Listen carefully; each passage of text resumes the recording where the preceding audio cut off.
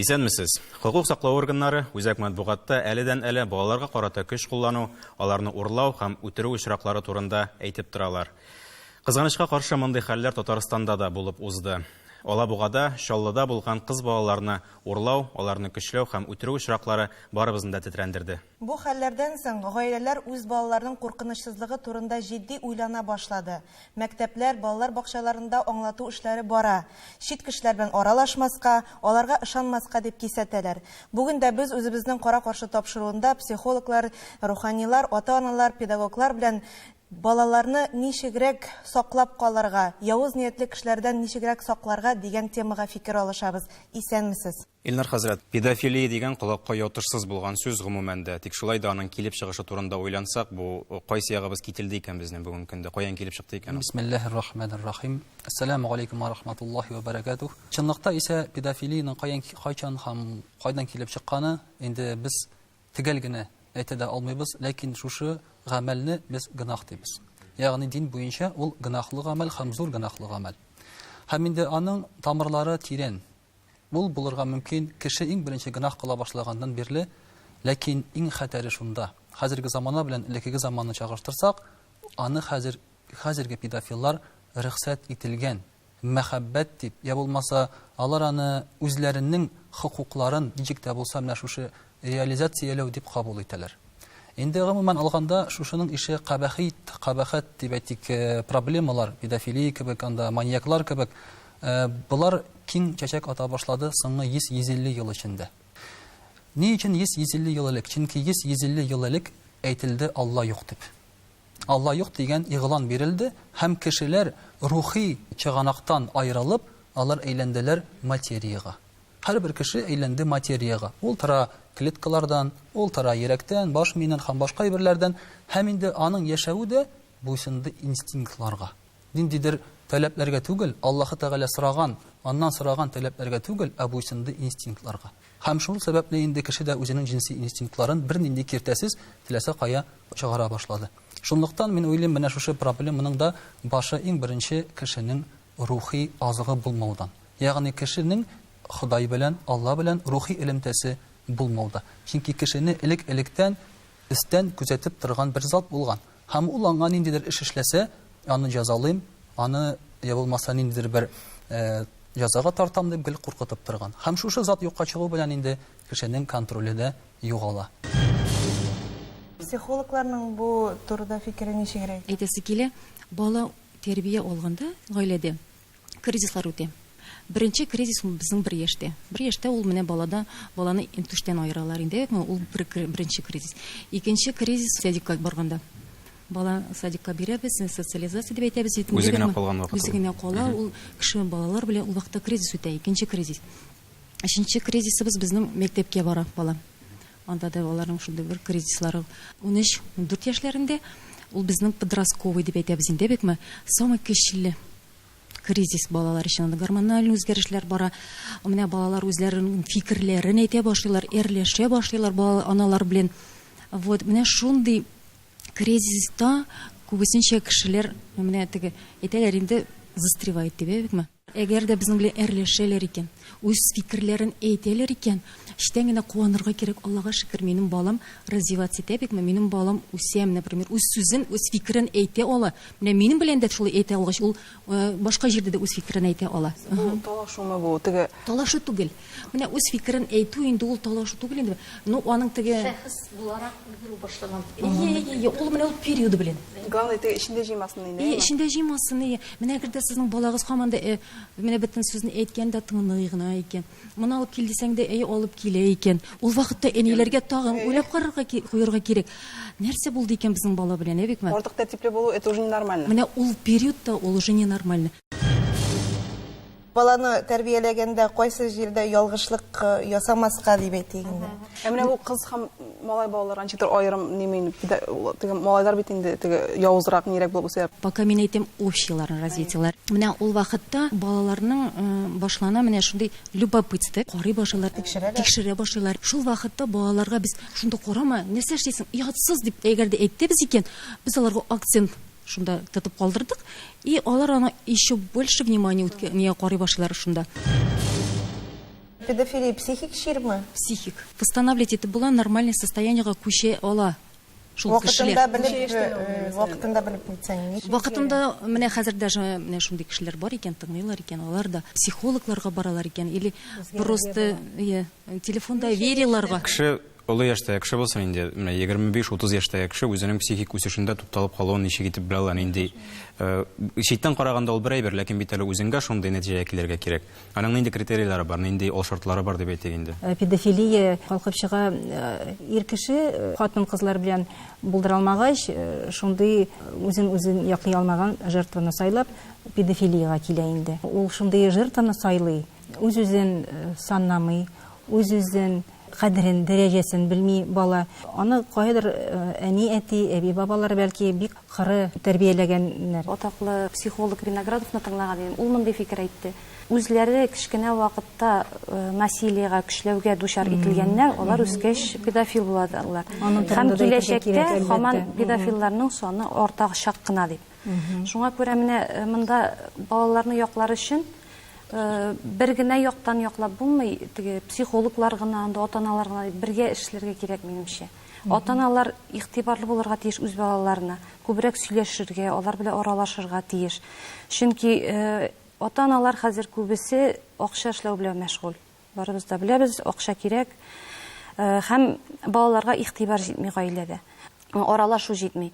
Хәтта алар хәзер мәктәпкә килгәч тә күбрәк менә каникуллардан соң да ул күбрәк сизлә яллардан соң аларга сөйләшү җитми. Олылар белән аралашу. Аралашканда алар шәхес буларак, үзләрен мин буларак өлгерә башлыйлар, үсеш алалар.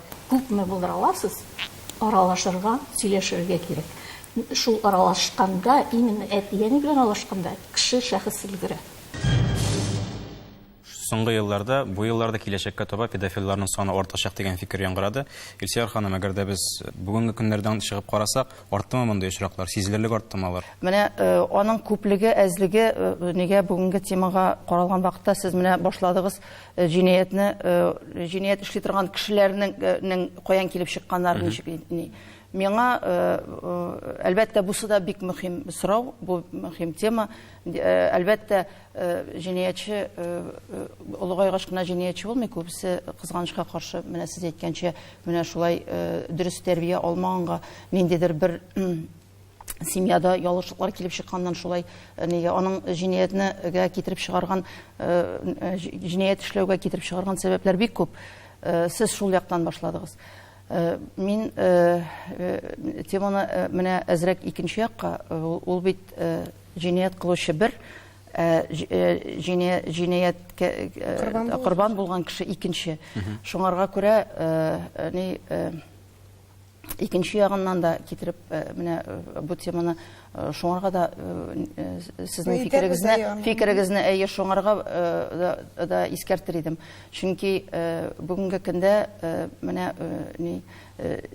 җинаять корбаны булмасын өчен шулай ук бит үзеңне бала да үзен саклый белергә тиеш, аның өчен без ата-аналарга да алар белән дә эшләп дөрес киңәшләр бирергә тиеш. Сез белеп торасыз, ул безнең илдә мондый җинаятлар кылган кешеләргә ул җинаятлар кануннарында җаваплылык каралган, шулай бит аның каты җәзалык дип каралган. Ләкин кызганычка каршы менә ни кадерлегенә теге катгый җәза бирелсә дә, без менә шушы ниләрне сез әйтеп киткән мисаллар булып тора. Шуңарга күрә менә бу теге бер яктан җинаять кылган кешеләр бездә булмасын, сез шул яктан әйттегез. Икенче яктан нигә аларга корбан булган булар кешеләр үзләрен тоже шулай ук саклый белсеннәр дигән менә мин шул темага күбрәк сөйләшер идем.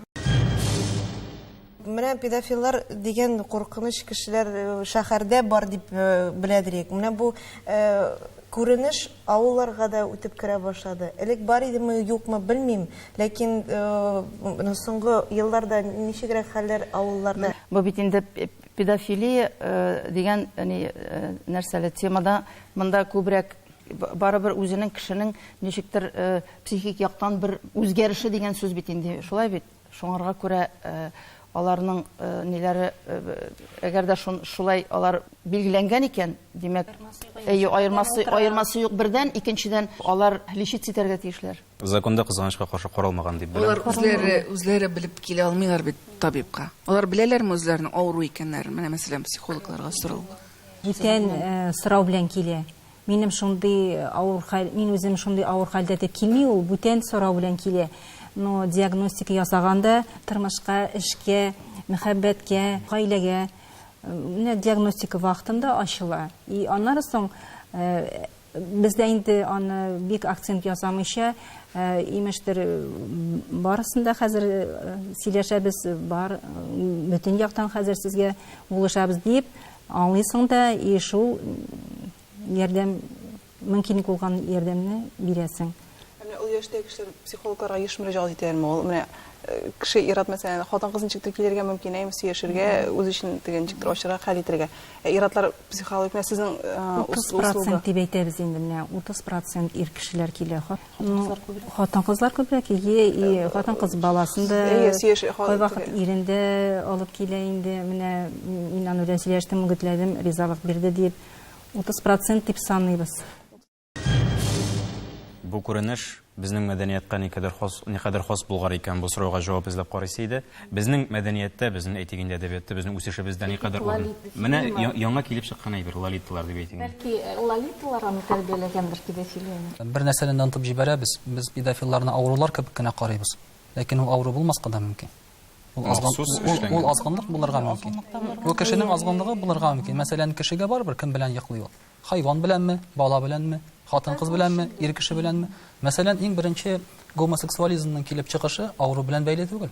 Ул азгынлык белән бәйле. Юк, инде хәзер көндә исбатланган гомосексуализм геннары бар. Исбатланды соңгы Мин моның белән ризалаша алмыйм. Әгәр сез гомосексуализм геннары бар дисәгез, димәк гомосексуалистларны без легализацияләргә тиеш. Ничек легализацияләп була? Әгәр безнең беренче кеше Адәм белән Хавва булган икән, һәм алар пар итеп яратылган икән, Адәмгә бит Адәм яратылмаган. Гомосексуалист дип. Безнең бит дингә ышанучылар, ышанмаучылар. Гафу итегез, сезне бүлдереп кенә интагам итеп битерәм сүземне. Ул исбатланган чибеннәрдә, кешеләрдә түгел. Дрозофил чибеннәрдә исбатланган. Аларның гомосексуализм геннары бар икәне. Мин бу теманы шулай укыдым. Ләкин кешеләрдә ул исбатланмаган. Ну, монда фәнгә әзрәк медицинага, биологиягә гафу итегез, мин гомосексуализмга бөтен нәрсә дрозофилларда исбатлана. Кешедә иң соңыннан гына исбатлана. Бөтен нәрсә эшерише, кори, микробларда, алар бөтенесе биологик объектларда исбатлана, чөнки биологик механизмнар алар уртак. Просто кешенең нерв структурасы катлаулырак башка функцияларына караганда. Азгынлыкта менә татып карау дигән әйбер бар. Шуны әйтәсем килә, монда инде гомосексуализмга кирип киттек, ләкин инде мин аларны теге бергә куеп, jinsi азгынлыкны бергә куеп әйтәсем килә. Шулай ук инде менә сез монда хатын-кызлар җыелган. Шулай бит бөтенегездә. Мин монда бер ир кеше дип әйтергә кирәк. Без икәү. Без икәү. Сез инде сорау бирүче буларак, мин җавап бирүче буларак дип әйтәсем килә инде. Мин сезне теге кимсетеп әйтүне түгел, син хараф итегез. Монда нәрсә турында сүз бара? Сез бөтенегездә мәсьәләне үзегезнең эшегездән карап бәярисез. Ләкин сезнең эшегез беренче түгел. Сез беренче чиратта әни һәм хатын. Сез беренче чиратта шул икәнегезне онытмагыз. Шуңа күрә хатын-кыз үзенең әни һәм хатын икәнен онытканнан соң килеп чыкты педофиллар, гомосексуалистлар һәм маньяклар. Менә без әйттек, бала кризис үтә дидек. Баланы бер яшьтә имидән айыралар. Айырырга кирәк 2 яшьтә. Дин буенча. Шуннан соң шул ук темага керә ул. Бик күңелле барабыз. Икенче кризисы садикка алып барып бирү. Бала садикка барырга тиеш түгел. Ни өчен ул әнидән айырылырга тиеш? Ни өчен без аны садикка бирәбез? Чөнки әнинең эшлисе бар. Дәүләт безгә шундый кануннар куйды, әни дә, әти дә эшләргә тиеш, һәм аларның эш хаклары шулай җитеп бара, икесе дә эшләгәндә генә. Бала нишләп әнидән 2 яшендә айырылырга тиеш, ул җүнләп сөйләшә дә белми. Аның психикасы тотрыксыз. Шуңа күрә менә ислам динендә бу периодлар булайрак куела. 2 яшь период, шушы имидән айырылган вакыт. Шушы яшьтән соң балага карый башлыйлар, балага караган кебек, аңганчы карыйлар әле имгән балага караган кебек. Икенче период 7 яшь. 7 яшькә кадәр менә әйтелә, дөрес әйттегез, аларга рөхсәт итәргә кирәк, алар бала. Ләкин 7 яшь белән 10 яшь арасы бу инде улы кеше булу арасы. Һәм 10 яшьтән соң ул инде улы кеше. Менә безнең бер проблема килеп туа, без 10 яшьтән соң да балага караган кебек карыйбыз. Улым, кызым, син кичкенә, син әле нәни, ашырга пешермә, урыныңны җыйма, монда итмә, алар инде зур. Аларның инде хәзер физиологиясе үзгәрә. Аларга олыгы кешегә караган кебек без карарга тиеш. Мин сезгә бер мисал китерәсем килә. Менә урамда карап торам берсендә, авылда бу хәл, авылда, игътибар итегез. 4-5 яшьлек малай үзенең штанын чиргәндә җинес әгъзасын чыгарган. Һәм чират башка балалар килеп аның җинес әгъзасын кабып карыйлар. Бу авылда минем күз алдымда булган хәл. Минем 4-5 яшьлек бала тик кичкенәсе, әтигеләре аннан олырак та кичерәкләр дә бар. 9 яшькә, 8 яшькә кадәр балалар. Игътибар итегез. Минем янымда олы кешеләр утыра. Алар берсе бер сүз әйтми. Берсе бер сүз әйтми. Шуннан соң мин карап торам бу олы кешегә, алар килеп кенә торалар. Бу 4-5 яшьлек бала каян өйрәнгән моны? Гаиләсеннән. Аның әнисе, димәк, әтисе шулай эшли. Ике курчак белән алып чыга да, менә безнең әти-әни булай иттерә. Бу мөхтәрәм кардәшләр, проблема гаилә проблемасы. Безнең дәүләттә гаиләгә игътибар килмәгәннән соң, менә бу совет чорында балалар идә түгел, садикларда тәрбияләнергә тиеш дигәннән соң килеп чыккан проблема бу. Менә бу күз алдымда минем булган әйб. Мин нишләдем инде? Мин нишләдем үз чиратымда? Мин ул вакытта әле шулай ук зур түгел идем. Алдымда таш ыркыттым мин бу балага. Бу мондый күренешне аны булай тыныч кына карап торып булмый. Ул бала әлегә нәрсә эшләгәннәрне аңламый, тегесе дә монсы да. Алар олылар эшләгәнне кабатлый. Ләкин тора-бара алар аны аңлап эшләячәк. Гадәти күренеш булып. Гадәти күренеш булып кала. Илнар хәзрәт, менә балага садикка йөрергә тиеш түгел дип әйттегез. Шулай да минем сезгә сорау бар психологларга да. Бала качан социальләшә башларга тиеш? Бала социальләшә. Кайчан ул үзенең яшьтәшләре Бик яхшы сорау әйттегез. Бала социальләшә, әгәр дә туган белән аралашса һәм гаиләдә күп бала булса. Менә шул вакытта бала социальләшә, чөнки бер туганның балалары аралаша. Синең шулай коллектив барлыкка килә. Һәм бу коллектив туганнар. Балар чит ят кешеләр түгел. Алар урамлада алар аралашалар. Бер хатын-кызлар бер-берсе белән дус булалар. Бер-берсе янына балаларны алып киләләр. Ләкин без аны социальләштерәбез дип идеаль күренеш. Менә сез шин барлыктан чыгып, инде киңәш бирер идегез. Мин шушыңа ынтылырга киңәш итәм. Шушың, чөнки баланы 2 яшьтә алып барып, бар социальләштер дип, балалар арасына алып барырга бу җанбарларча кылану. Ислам тәгълиматы карашы, моны аны үз карашын. Бу хәтта ислам тәгълиматы дигән, бу менә психологиядән да табигый әйберләр дип әйтсәк була. Психологиядән да менә шушы психологлар сөйлиләр. Күп бала булсын, бер генә бала булмасын. Идеаль күренеш дигәннән, монда игътибар итеп карасак, әгәр дә үзебезнең гаиләләргә карасак, хәзер күп очракта без хәтта үзебезнең двоюродный дип әйтәбез, инде ике туганнар белән дә элемтәне югалтабыз. Чөнки эш күп дип анда башка дуслар бар, аралашасы бар дип инде бу өлкәгә шулай ук игътибар бирергә кирәктер. Фәүзия ханым, сез әйтеп киттегез лолиталар турында, әйме? Без монда балаларга күз салдык әлегә корбаннар буларак. Корбан комплексы ул йомыкый бала инде дирәйме? Ул ничектер башка кешеләргә иярә торган гадәтләре бар инде, үз фикерен әйтә алмый торган. Икенче ягы, әгәр дә бала активлык күрсәтсә, 12-13 яшьлек балалар, 14 яшьлек кызлар әйтик инде, алар кияүгә чыгарга кирәк икәннәрен инде беләләр, әлбәттә. Кияүгә чыгарга инде алар теге шаярып булса да ниндидер кандидатуралар карый башлыйлар. Һәм инде аларның ничектер тизрәк үсәсе килә. Һәм менә шушы таләпләр, шушы ихтыяҗ аларда әлбәттә инде активлык та тудырырга мөмкин, һәм бу очракта инде алар корбан буларак түгел, инициатор буларак килеп чыгалар. Менә проблемага бу яктан килеп карасак проблемага. Мин бу очракта хәзрәт белән килешәм. Монда әни иң беренче чиратта кыз балалар белән әни уже сердәшкә әйләнергә тиеш. Ул бит бүтән нишкәлекләрне аңлатырга кирәк уже. Ул просто jinsi менә ирләр тормышы, хатын-кызлар тормышы. Тәрбияне гаиләдә әнидән, әтидән алырга тиеш. Монда уже әни сердәшкә бу этапта әйләнергә тиеш. Әни тәрбиясе дусларыннан түгел, интернеттан түгел, әлбәттә әтиянедән алырга тиеш. Иң беренче сердәшлек. Без сөйләшәбез. Миңа калса, гомумән мин андый лолитаны әсәрен сәнгать әсәре буларак кабул итмим, бәлки мин бу яктан шикләнгән кешедер, бәлки мин артта калганмындыр. Гомумән мин аны аңламыйм, аңламаячакмын да. Гомумән ирләрнең балаларга шундый карашы, миңа калса педофилларны, менә соңгы еллардагы лолитага бит инде күптән. Гомумән яшьләрнең, яшь буыннарларның балаларга, яшьләргә ишетеп торабыз, теге пыш-пыш кына кулакларда, югары структураларда 12-14 яшьлек кызлар белән шөгыльләнә, ул да хәтта мода дип әйтәләр. Миңа калса, нәкъ менә лолита тәрбияләде бу jinsi тормышка шушындый карашны. Лолита дигәннән сез мин аңладым бугай сезнең әйтергә теләгән сүзегезне. Лолитаны мин экранизациясендә караганым бар. Анда бит ир кеше гаепле түгел. Анда Лолита гаепле. Һәм шуңа күрә түгел, ир кеше гаепле. Менә шуны Лолитаны гаепле итеп калдырганга педофиллар чыга да инде. Ир кеше гаепле. Улы ир кеше, кыз бала, өлгермәгән кыз бала. Ул бер нәрсә аңламый, ул нәрсәгәдер омтыла, үзенең омтылышларын аңламый. Аның башында гормоннар кайный. Син бит монда улы ир кеше бар. Ир кеше намусы бар, аның ирлеге бар. Сез дөрес әйтәсез, ул үз-үзен кулда тотарга, ул бу очракта ир кеше теге үзенең зәгыйфлеген күрсәтә, ул аңа каршы алмый Лолитага. Бу очракта сез бик дөрес әйтәсез. Ләкин монда Лолита да үзен олыларча тота. Ягъни Лолита кем ул? Лолита җинси яктан да һәм акыллы яктан да иртә өлгергән кыз. Лолита. Чөнки ул җинси яктан гына түгел. Нәкъ менә сердәш, подруга булырлык әнисе булганмы соңда? Бу мин аңлап, как бы аңлап та җиткәнмәдем. Монда хәтта ул да проблема түгел. Менә без хәзер педофилия дип әйтәбез дә, педофилиянең законда яше бар. Ягъни 16 яшьтән я 18 яшьтән кечерәк булса, димәк, аның белән җинси мөнәсәбәткә керсәң, син педофил. Пәйгамбәребез Мөхәммәд саллаллаһу алейхи ва сәлләмнең хатынына 9 яшь була. Менә һәм хәзерге вакытта Пәйгамбәребез Мөхәммәд саллаллаһу алейхи ва сәлләмне педофилиядә гаеплиләр. Ул иләнгәндә, беренче тапкыр иләнгәндә, аның хатынына 40 яшь була, аңа 25 яшь була. Бу хәзерге күзлектән чыгып караганда ненормаль гаилә. Бу аморальный гаилә бу. Чөнки яшь егет үзеннән олыларга омтыла. Димәк, аңа нәрсә, ана назы җитмәгәнме?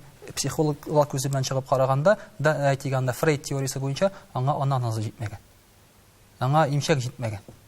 Бу мөхтәрәм кардәшләр, менә бу монда проблема нәрсәдә? Монда проблема яшь булуда. Әйтик, мәсәлән, ислам динендә педофилия яшь белән бәйле түгел. Әгәр дә кеше, хатын-кыз җинси өлгергән икән, җинси яктан өлгергән икән, аның күрем вакытлары килгән икән, шушы яшьтән баланы кияүгә бирергә рөхсәт ителә. Һәм аны шушы яше җиткәнче акыл ягыннан да кияүгә бирерлек итеп әзерлиләр. Шуңа күрә 9 яшьлек кыз ул вакытта хәзерге 16-18 яшьлек кыз булган. Хәзер шул физик өлгерү буенча. Шуңа күрә бу моны без педофилия дип әйтә алмыйбыз. Менә монда яшьләр белән бәйләү бара. Яшьләр белән, яшь белән бәйләү бара. Хәзерге чор яшьләре 16 яшьтә дә бала булырга мөмкин әле. Шуңа күрә бу инде тәрбия белән бәйле әйберләр.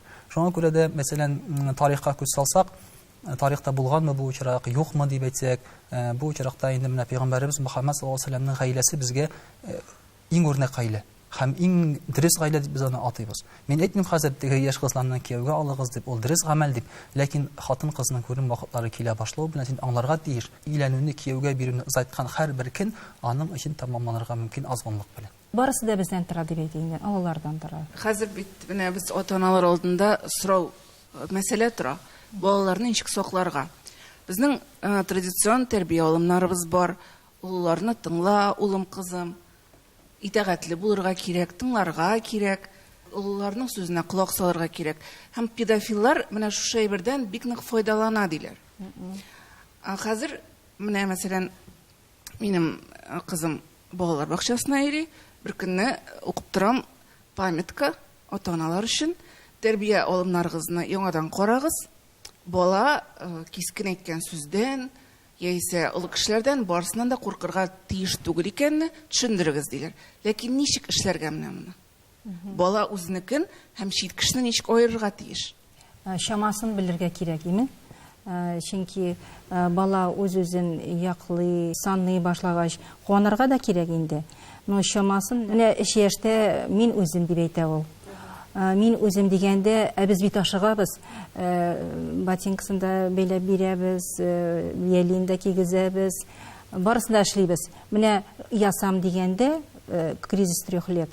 Шунда әз генә реализоваться итәргә мөмкинлек бирергә кирәк. Урамда булырга мөмкин, бала белән исәнләшү, бала исәнләшергә тиешме ул кеше белән, юкмы? Бездә мәсәлән өлкәннәр белән сәламләшү дигән әйбер бар.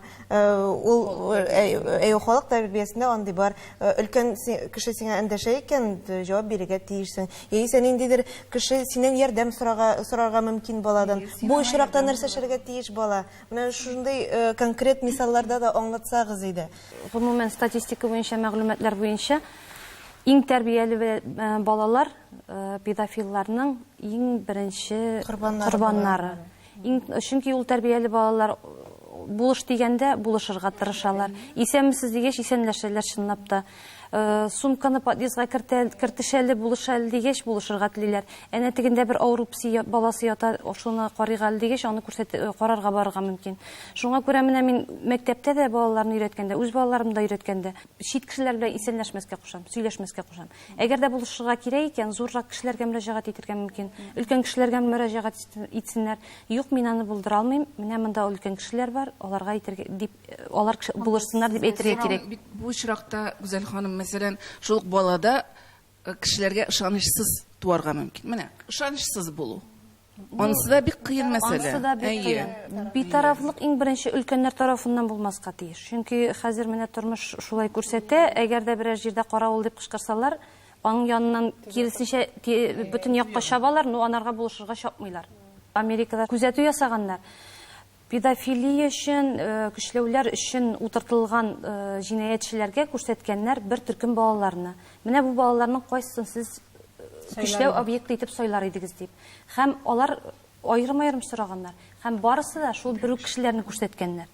Алар куркалар җитез балалардан, шундый балалардан. Шуңа күрә менә монда балалар үзенчәлегенә чыгып.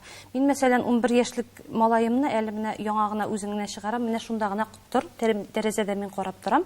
Минем күз алдымда гына йөрдим. 7 яшьлек кызымны әле чыгармыйм. Менә 11 яшьләрдән, 12 яшьләрдән теге караңгы пышмакларга, аулак пышмакларга кермәскә әйтеп, яхшылап сөйләшеп чыгарга буладыр дип уйлыйм. Алсу, синең менә кыз балаң бар, башка авылга барып укып йөри. Менә бу очракта авылларда бу куркынычлык бармы, юкмы? Ана буларак син бу мәсьәләгә ничегрәк карыйсың һәм ничегрәк хәл итәсез моны? Дөресен әйткәндә, моңа теге педофилне укып кына белә идек.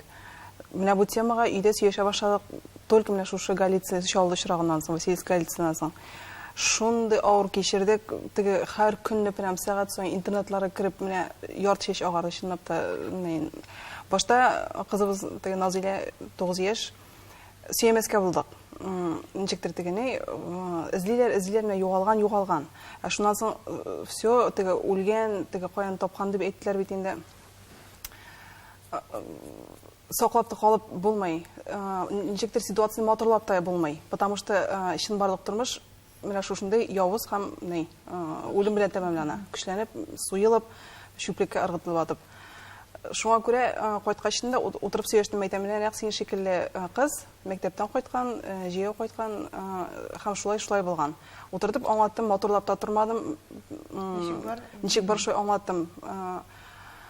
Курыксын дидем, но ул хатлык әйтмәдем дә, но реально әйттем. Шуңа күрә шуннан әйттем. Мәйтәм, зурларга, конечно, ышанырга кирәк. Но менә монда әйтеп үткәнчә, юлда алай-булай автобуста мәктәп белән мәктәптә безнең ул яктан бик әйбәт куйган. Автобуслар авылдан килеп ала, кире илтеп куя, ул яктан без теге балалар трассада түгел, нидә түгел. Шәһәр балаларына аермалы буларак, менә авыл кеше шуның белән теге тыныч. Сора автобус, без килә, күрәбез, кайтты, ровно сәгать соктыр 1 минутка соң калмый автобуслар. Кайсы районда? Опас. 1 минутка соң калмый, иртән ровно 7-дә авылга килә. Ровно 3-4 автобуслар кайта, без тәрәзәдән күреп торабыз. Шуңа күрә ул яктан тегене, но тем не менее автобус көткән арада дәресләрдә теге магазинга чыгып кергән мөмкиннәр. Янда гына магазин бар, но анда чыкмыйлар бер кайда. Вдруг чыгара балача ашанып булмый бит ана, балача ашанып булмый. Тиз генә мороженое нигә алар булай чыгасын икән. Конкрет мисаллар китереп сөйләшәм, менә үземне теге менә нәрсә булырга мөмкин, менә шушы, мәсәлән, шушы авылда егылып алай-булай берәй ират. Аягын киләле монда, аягым авырта, ни дип әйтер. Барма, йөрмә, йөгереп кенә барасың да мәктәпкә. Килегезәр, анда бер абыйның аягы авырта, ярдәм итегә әле. Бүрек үзең барма.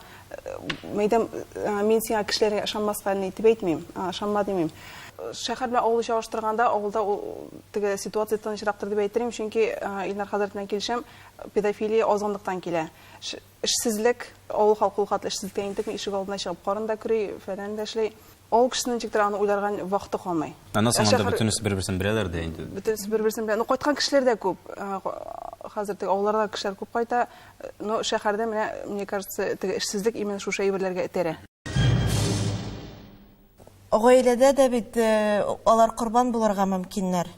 Мәсәлән, шул ук ниндидер үги ата белән яшәгән балалар, аларның күбесен без ул очракларны ишетмибез, белмибез. Менә мин авылда андый очракларны ишеткәнем бар. Төп әйтергә, шуны әйтергә дип ата-әнигә килгән идем. Икенче тапкыр бәләкәй кыз белән кияүгә чыгучы ана һәр вакыт сакта булырга тиеш. Менә статистика нәзәрә сорау бирмәдем мин, бардырмы, юктырмы. Әмма тормыш үзем күзәткән статистика шуны күрсәтә: 80-90% очракта бала ана мәхәббәте көчле диләр. Табигатьтән бала мәхәббәте көчле. Ул анасы хисабына ул бар нәрсәне түзә. Күп әни белмәскә дә мөмкин. Үги аталарның 80-90% кызганычка каршы. Үземнең тормыш практикасын әйтеп, аның статистикасы юк, педофил. Алар соңрак беленә. Мен шуны икенче тапкыр ир сайлаганда бик бәләкәй кыз белән бик игътибарлы булырга кирәк. Бармы мондай? Малай белән. Римма ханым, менә буны үзем дә шулай истәп әйтмәкче идем, әле сез ярый сорау бирдегез. Аның яртысыннан артыгы педофилларның гаиләдә кылына торган педофилия. Ул чит-ят ир кеше аягым сындырды, килеп булыш әле дип анда ул яртысыннан әзрәк очраклар һәм ишетелә торган очраклар. Аның күбрәге гаиләдә кылына. Менә шушындай педофилияны булдырмас өчен нәрсә эшләргә кирәк? Монда истәп әйтәсе килә, менә кемдер әйтте, балаларны 11-12 яшьтән чыгарырга кирәк, үзләрен генә җибәрергә кирәк дип. Чыннан да 11-12 яшьтә алар инде балиглык чорына җитә, әз-мәз генә аңлый башлыйлар, ләкин кыз баланы бер вакытта да үзен генә ничә генә яшьтә булса да урамга чыгарылмый кыз бала. Хәтта 20 булса да, 25 булса да, 30 булса да кыз бала үзе генә урамга чыкмый. Аны башта әти-әнисе карый, бер туган абыйлары, кияүгә чыккач ире, балалары үсә, балалары. Менә бу хатын кызны яклау дигән әйбер бар ислам динендә, җәмгыятьтә. Инде икенче яктан караганда, чыннан да үги әтиләрнең балаларына карата мөнәсәбәте ислам дине әйтә. Әгәр дә син иләндең икән, һәм шушы хатынның баласы бар икән, син шушы хатын белән җинси мөнәсәбәткә кердең икән, аның кызы сиңа харам. Ягъни син аның белән якынлык кыла алмыйсың инде, ансып билгеле, бу зур гынах, һәм аны кияүгә дә син ала алмыйсың, әнисен айырып. Әнисен айырып, аны кияүгә дә ала алмыйсың хәтта. Ислам динендә ул шулай карала. Һәм икенче әйбер бар, ислам дине шушы хәл булмасын өчен булай ди: әгәр хатын кыз кияүгә чыга икән, һәм аның баласы бар икән, кияүгә башка ергә кияүгә чыгу белән аның баласы үзенең әтисенә кайтарыла. Чөнки үги әти ул аны бер үз баласы итми. Шуны аңларга кирәк. Бер вакытта да үз баласы итми, йөрәккә әмер итеп булмый. Шуңа күрә дә үги әти аны ачуланып та җибәрергә мөмкин, сугып та җибәрергә мөмкин, һәм ахыр чиктә менә шушы көчләүгә кадәр барып җитәргә мөмкин, әгәр дә ул намуссыз пычрак кеше икән. Шуңа күрә дә ислам динендә хатын кыз кияүгә чыкса, аның баласына зыян килмәсен өчен баласы әтисенә кайтарыла. Чөнки үги әнинең зыяны кимерәк үги әтигә караганда. Үги әни көчле алмый ул. Ул ачуланырга мөмкин, салкын караш күрсәтергә мөмкин, ләкин ул көчле алмый. Психикага шушыл дәрәҗәдә зур зыян китерә алмый үги әти кебек. Без монда күбрәк сөйләшәбез әле гаилә мөнәсәбәтләре турында, күбрәк сөйләшәбез тәрбия турында, ләкин дәүләт дигән институт барлыгында унутмаска кирәк. Америка Кушма Штатлары турында әйтеп киттеләр. Хәзер ничек торган әйтә алмыйм, ләкин элегрәк вакытларда кайсы бер штатларда сәгать кичке 10 һәм гаилә мәсәлән телевизор карап утыра, һәм телевизорга чыга реклама заставкасы 1-5 секундка, сәгать кичке 10, сез үзегезнең балаларыгызның кайда икәнлеген беләсезме дип. Искәрмә чыга шундый экранга. Монсы бер әйбер, бу әлбәттә инде социаль реклама дип әйтсәк тә, бу дәүләтнең бер төрле сәясәте, балаларны контрольдә тотуынан. Бездә дә бар. Сез әйткән ул безнең рекламалар да бар. Сез үзегез Киш белән балаларга ярамый, бездә законы бар аның. Йөгерек юл да ул нәрсәләр дә бар. Аннан соң менә сез бик безнең теге бик сирәк кешеләр калган, белми калган ул законны шуларның берседер инде. Әйе, балаларыгыз юк, найны шуңара күрә белми торгансыздыр. Балаларның уллардан башка җәмәгать урыннарында кичке вакытта ансы билгеле, ансы билгеле, ләкин бу шундый закон бездә дә бар. Аннан соң балаларны үзләрен генә чыгарып, монда бит инде күп итеп сөйләште ул инде ул турыда. Законнар юк дип әйтә алмыйбыз, безнең үзебездә дә ул законнар бар. Кызганычка каршы ул законнарны ничек үтибез? Менә ансы әлбәттә икенче сорау. Шуңарга күрә менә безнең сезнең дә бу бүгенге менә безнең сөйләшүебездә шуңарга каралган бит инде. Без дәүләт хисабын дәрәҗәсендә нәрсә, сез транспорт турында, автобуслар турында сөйләдегез, менә шулай балаларның үзләрен генә йөрмәскә, аларны мәктәптән алып барырга, алып кайтырга, аннан соң башка мероприятияларга шулай алып барган икән вакытта, менә шуларны кайгырту аларга нигә йөкләнгән. Күбрәк инде без ата-аналарның җаваплылыгы турында сөйлибез. Әлбәттә дөрес сүзләр инде ата-аналар. Мин сезнең менә әйткән сүзләрегез, ниләр хатын-кыз икенче тапкыр семья корырга уйласа, бик яхшы җитди итеп уйларга тиеш. Иң беренче хатын-кыз бит инде ул бала өчен иң беренче җавап бирүче кеше, ана рухи яктан ана кеше. Сезнең сүзләрегез белән килешмичә булмый, сез дөрес сүзләр әйтәсез. Аннан соң менә мин әзрәк сөйләп әйтеп киткән булдым инде, ата-аналарның күбрәк игътибарын моңарга җәлеп итәбез, чөнки бөтен нәрсә семьядан килә, сез бик дөрес итеп әйтәсез. Без нинди тәрбия бирәбез, шуларны аннан соң мәктәп шуны дәвам итә, җәмгыятьчелек шуны дәвам итә. Ләкин әгәр дә шундый тәрбия бала семьяда дөрес алмаган икән, аны уже төзәтү эшендә эшләргә кирәк. Аны дәвам итеп булмый. Ул төзәтү кызганычка каршы дәвам итүгә караганда авыррак. Полиция хезмәткәрләренә дә теге бу өлкәдә яхшырак эшләсеннәр иде дигән теләктә бар. Чөнки балалар ул бит инде теге югары сүзләр түгел, алар безнең киләчәгебез чынлап та. Менә әлеге әйтеп киттек, үзләре көчләүгә дучар булган балалар киләчәктә үзләрдә педофил була дип. Димәк, балаларны мөмкин кадәр күбрәк сакларга кирәк менә мондый педофиллардан һәм дәүләт органнары, полиция хезмәткәрләрдә менә бу өлкәдә аеруча яхшырак эшләсеннәр иде, педофилларны күбрәк табып, тикшереп, аларны җәзасын алсыннар иде, һәм җәзалар да катырак булса да. Сезнең сүзләрне дәвам итеп бер генә сорау бирәсе килә, гомуми сорау, әти-әниләргә дә кагылышлы, һәм шулай психологлар колагына да ятсын иде. Безнең бүгенге көндә бу проблема ачык проблемалардан санала. Әгәр дә без советлар чорына карыйбыз икән, ул чорда 18 яшьтән кечерәк булган балалар белән яшьләр арасында, хәтта үзләре арасында да җинси мөнәсәбәткә керү ул җинаять санала иде. Һәм инде 3 елга иректән мәхрүм итү белән җәзалана иде. Һәм Советлар Союзында секс юк дигән сүзләр әле дә билгеле, ул әле дә әйтелә. Бу чорда балаларны саклауның бердән-бер чарасы ул иректән мәхрүм итү һәм ничектер менә тыю. Бүгенге көнгә карасак, бүгенге педофилларның күбесе 35-40 яшьләр тирәсендәге ирләр.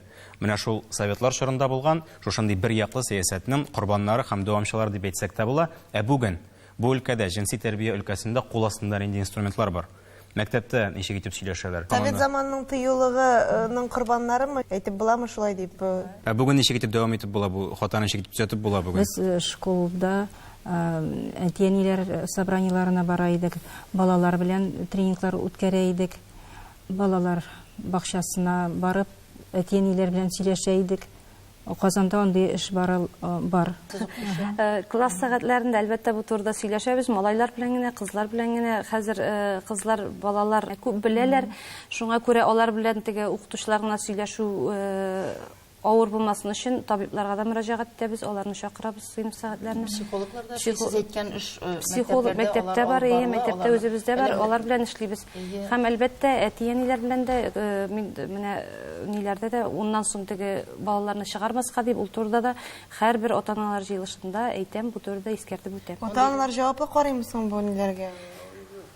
Беләсезме, ата-аналар да, балалар да ул җаваплы караганы һәр вакыт җаваплы. Җаваплы ата-ананың баласы да җаваплы. Һәм алар һәр вакытта да менә бер үк ата-аналар җыелышына йөрүченең төп өлеше, балаларның да иң актив балаларның төп өлеше. Алар җаваплы, алар бөтен җирдә сиңа булыша, алар яхшы укый. Азмы дип килгән сорау. Ну, алар эшнең икесе. Минем әйтәсе килә, менә мәсәлән, сез әйтәсез, ата-аналар балаларын йөртергә тиешләр, аларны мәктәпкә илтергә тиешләр, алып кайтырга тиешләр. Һәр вакыт без менә моны тыңлап торабыз, ишетеп торабыз телевидениедән, мәсәлән, радиодан, ләкин чын барлык үзенең кагыйдәләрен әйтә. Һәм эштә утырган ата-ананың баласы мәктәптән кайтыр вакыт җиткәч, йөрәге 100гә ярыла инде. Көн сайын Телефон Көн бар бит, сайын. бик яхшы бит, хәзер телефон белән шалтыратып. Телефонга гына ышаныч юк бит, Гүзәл ханым. Менә шул очрактан балаларны- дәүләттән ниндидер ярдәм аласы килә. Мәсәлән, мәктәптән җыеп балаларны автобус белән кайтарып кую.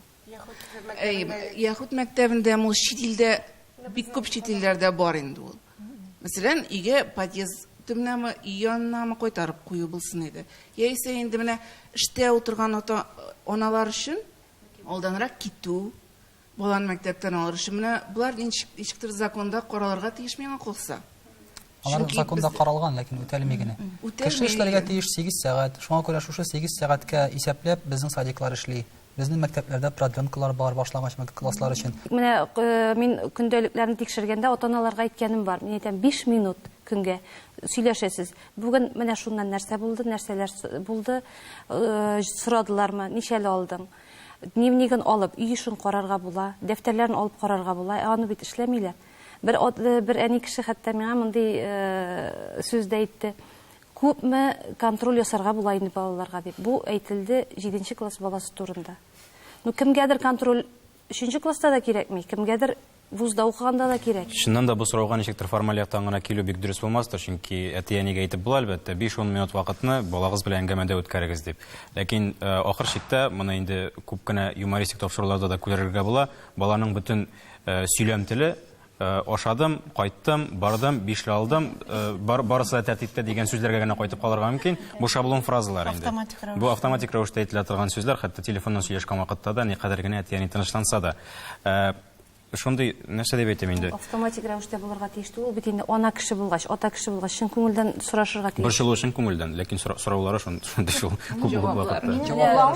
Җаваплылыкка өйрәтергә кирәк балаларны. Балалар җаваплы булырга тиеш. Ялганламаска тиеш. Менә мин шушы сез әйтеп киткән сез ике мисал китердегез бит инде безнең чынлап та Кайрәтебез менә монда алда сөйләгәннәрне кире кага инде. Менә жертвалар бит кемнән сайлы дидегез? Менә шул җаваплылыкка өйрәткән балаларны. Беләсезме? Бу медальнең икенче ягы турында сөйлисез. Сез үзегезгә үзегез каршы киләсез. Мин менә соңгы хәзер икенче җирдә эшлим.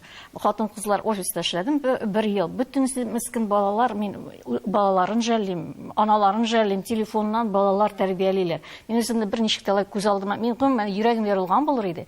Башлангычта укганда тиеннәремне санасам, өйдә утырдым. Мин алай итеп тәрбия өйдә йөрәгем минем аны чыдый алмый аңа. Алай итеп телефоннан сәгать 1-дә 2-дә, сәгать 2-дә бергән балалар, аннан соң мин өйдә юкта ни эшли ул? Кем белән аралаша ул? Гомумән, бәлки ул акылдан язадыр берүзе, бәлки ул читтә кешеләргә. Мин андый әйтик үз балаларым белән аны күз алдыма китерә алмыйм. Өйдә, гаиләдә барысы да 100% канәгать булса, ирең дә, балаң да, аннан соңна син шамала күпме, ничә сәгать эштә эшли аласың? Кадерле хатын-кызлар, уйлагыз. Аллаһ Тәгалә сезгә шулай да өйрәткән инде. Адәм, аннан соң Хава, аннан соң балалар, балалар канәгать булсын, ирең канәгать булсын, аннан соң сиңа Алла рәхмәте ява, мөмкинлекләр ачыла, сайла дип әйтәбез инде. Бик матур сүзләр әйтелде шуннан да бик матур сүзләр. Исламда хатын-кызның иң беренче, иң кыйммәтле роле ул әни бу. Бала тәрбияләүдән башка хатын-кызның бүтән роле юк җәмгыять өчен. Бу иң беренче. Эшегез 10нчы, 11нче, 12нче чиратта. Сәламәт рухи, физик, сәламәт балалар тәрбияләү. Мин шулай уйлыйм. Без бит нигел чит илдән үрнәк алырга тырышабыз. Мәсәлән, хәзер Германиядә кешеләп хатын-кызларны эшләтәләр. Әгәр дә мәсәлән түрәләр арасында хатын-кызлар эз булса, аларны кешеләп куйдырталар. Эшләсеннәр, түрә булсыннар, руководствода эшләсеннәр. Менә бу махсус эшләнә торган эш дип уйлыйм мин аны. Әгәр дә без шул чит илдән үрнәк ала башласак, бездә дә шуңа кайтып кала. Безнең бит хәзерге кызларның машинада җилдереп йөрүләре, теге анда бизнес-леди булулары ул бит чит илдән алган үрнәкләре. Алар без үзебезне реализацияләбез диләр. 40 яшькә җиткәч, аннан соң искусственно оплодотворение белән бала табырга йөриләр. Успешный хатын, имеш бизнесмен. Әлбәттә, кешенең сайлау хукукы булырга тиеш. Мин әгәр хатын-кыз анда ниндидер карьера төзисе, анда зур дәрәҗәле эшләргә эшләр, мин аңа каршы бер сүз әйтә алмыйм. Теләгегез бар икән. Әмма гел ул якны алга куеп, хатын-кызның беренчел функциясе гомумән бу арада күренми, калдырылса, мин моны дөрес дип санамыйм. Кешенең сайлау хукугы булырга тиеш, Менә мин безусловно. болай дип үземнең фикеремне әйтәсем килә. Шуңарга күрә без һәр вакытта да тулы семьяларны хуплыйбыз шулай бит. Менә тулы семьяда сез үзегез дә бәлки мисаллар китерә ала торгансыз үзегездән или нидән башка кешедән ир белән хатын менә шул бала тәрбияләгән вакытта менә ул менә бу кем баланы кайчан ала, кай вакытта кая илтә, монда бер хатын-кыз турында гына сүз алып барылырга тиеш түгел бит. Семья уртага салып, уртада хәл итә бу хәлне шулай бит баланы. Әлбәттә, балалар күзәтчесез калырга тиеш түгел. Бигрәк тә кеше яшьтә. Без менә бүгенге безнең бөтен сөйләшүебезнең чын максаты шуңардан тора. Балаларның biz иминлеген булдырырга тиешбез. Дәүләт кешесе дәүләт урынында үзенең тиешле эшне эшләргә тиеш, ата-ана үзенең урынында эшләргә тиеш. Дин әһелләре алар шуңарга карата бик матур итеп сөйләде бүген хәзрәт. Шуңарга күрә бүгенге көндә менә балаларны без хәзер нигә балалар бакчасына илтмибез, нигә мәктәптән балаларны менә китереп куярга да алып китәргә. Идеалда шулай булырга тиеш инде, әлбәттә. Аңарга менә авыл җирләрендә ул хәл ителгән. Миңа калса, шәһәрләрдә дә мин менә бу ниләр шундый фаҗигале хәлләр булганнан соң нигә берничә районга да барып нидә мәктәпләрдә нинди эшләр эшләнгән, нигә ничек без балаларның иминлеген нидә саклыйбыз, шуларны нидә күзәтеп тә кайттым. Мин менә сезнең әйткәнегезчә бөтенебез моңа битараф калмадык, бер кеше дә битараф калмады бу хәлләргә. Шуңара күрә һәрбер кеше аңлату эшендә алып барды. Менә нидә генә үткән ялда гына ата-аналарның активының бөтен республикасының җыелышы булды. Шул турыда нигә ата-аналар күбесе, мәсәлән, бу нигә проблемага бик шундый теге дөрес фикер белән, дөрес аңлайып, аңлашылу белән кабул итәләр. Бит нигә төрлечә хәл итәргә була эшне, шулай бит. Мәсәлән, менә бер генә мисал нигә китерергә. Нидән шул шәһәрдә бер подъездда бер генә бала укырга йөрми бит мәктәпкә. Берничә, мәсәлән, менә мин үземнең балаларымнан гына чыгып шундый мисалны китерергә нигә. Мәсәлән, югары класста укый торган укучы бар. Берничә бала түбән класста сөйләшенгән, бүген менә ул каршала, менә монда бүген шулай каршала, шулай иттереп тә мәсьәләне чишергә мөмкин. Аның юллары күп. Дәүләт бүгенге көндә һәрбер нигә балага кызганычка каршы менә теге аның иминлеген булдырырга һәрбер нигә балага андый сез менә полиция турында сүз әйттегез, менә алар яхшырак эшләсеннәр икән дип. Мин аңламадым. Ниндирәк юнәлештә яхшырак эшләсеннәр соң алар? Менә шушы педофилларны табу, чыгару максатыннан. Алар бит менә күпме очраклары бар. Кылынган нигә җинаятләрнең ачылышы начар дип мин әйтмәс идем. Аларга әйтергә кирәк, бу бик теге катгый шундый җитди җинаять булып исәпләнә. Шуңарга күрә аларның ачылышы начар дип әйтмәс идем мин. Менә кызганычка каршы безнең Новаторов янында инде ничә елдан бирле сөйлиләр, ул турыда очраклар да булгалы, аны тотканнары, тапканнары юк әле. Шундый кеше бар дип. Менә мин форсаттан файдаланып менә шунда әйтмәкче булам. Менә без күп итеп сөйлибез, инде бездән бит сез теге искәртеп киткән менә шул ук полиция хезмәткәрләре дә biz үзебездә күбрәк битараф нәрсәдән менә мәгълүмат каян килергә тиеш, мәгълүмат менә шул сезнең күзәтчелегегез ниннән килергә тиеш. Бу бер кешенең генә эше түгел, бер дәүләт кенә эше дә түгел, әтияне генә дә түгел. Мәгълүмат килсә, шуның кадәрле күбрәк эшләргә кирәк. Әби бабайлар белән дус булырга кирәк. Әби бабайлар бәлки бакчага илтеп анда, мәктәпкә илтеп алып кайтарга мөмкиннәр. Аннан соң күршеләр белән дус булырга мөмкин. Сез бик дөрес әйтәсез, менә урамга чыкканда, мәсәлән, балалар белән чиратлашып чыгарга була. Бер көнне син чыгасың, бер көнне мин чыгам, үзләре генә каралмас. Балаларга ул аны уйнау даже нидә рәвешендә 5 яшькә кадәр дә аңлатырга кирәк. Менә аны әйтәсең инде, например, шундый кешеләр була, менә мондый кешеләр була, шунда бармаска кирәк, монда башка. Ул һәр көнне дә әйтеп бара торган тема. И аннарсы менә балаларга әйтәбез, менә кычкырырга кирәк шундый вакытта, дибәкме? Ул әйтеп кенә калу түгел. Ничек кычкырасың син? Әйтеп кычкырып күрсәтәле дип, менә бала кычкырырга да белми бит кайбер балалар. Менә андый менә, например, менә мин үзем дә теге балаларга үзем заниматься иткәндә әйтәм, кычкыралар, җылыйлар. Иләшкәннәр кычкырмаска, куркытып бетергәннәр балаларны кычкырмаска да. Тапшыруыбызда зур проблемалар күтәрелде. Милли тәрбия ничегрәк булырга тиеш дидек. Мал куу, дөнья куу түгел, ә балаларга игътибарны арттырырга кирәк. Әлбәттә, әлеге тема бик тайгак темалардан санала, чөнки педофилларны эзләп табу, аларны барлау, аларның инде кеше булуын сүрәтләү дә бик авыр бүгенге көндә. Ләкин ничек кенә булмасын, әти-әниләргә мөрәҗәгать итеп, тик шуны гына әйтәсе килә. Проблема нинди генә зур булса да, аннан һәр вакытта да чыгу юлын табырга мөмкин. Сау булыгыз.